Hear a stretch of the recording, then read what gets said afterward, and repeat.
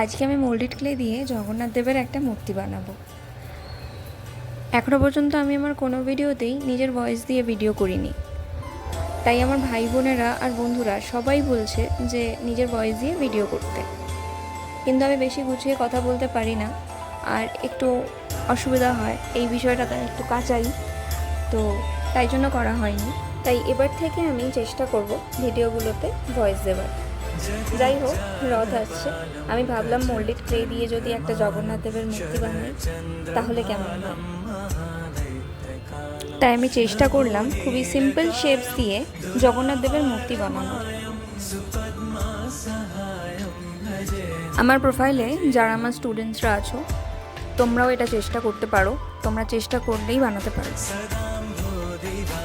আমার প্রোফাইলে অনেক আর্টিস্ট বন্ধুরা ক্লে দিয়ে জগন্নাথ দেব বানাচ্ছে, আবার অনেকে জুয়েলারির সাথে সেটা অ্যাড করছে, অনেকে খাতায় আঁকছে, এঁকে সেটাকে সুন্দর করে সাজিয়ে আপলোড করছে।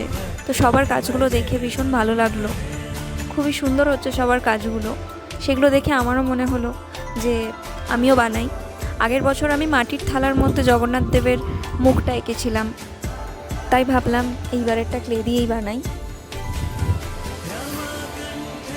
হ্যাঁ, তবে জগন্নাথ দেবের মাথার ওপরে যে ফুলের মুকুটটা আছে সেই পাপড়িগুলো এতটাই ছোট ছিল যে ক্যামেরাতে ঠিক করে আসছিল না। তবুও আমি চেষ্টা করেছি কিভাবে বানিয়েছি সেটা কিছুটা দেখানোর।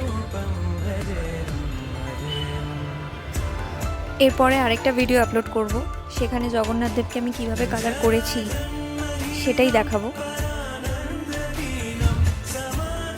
তাহলে আজকের মতো ভিডিওটা এখানেই শেষ করলাম। সবাই ভালো থেকো, টাটা।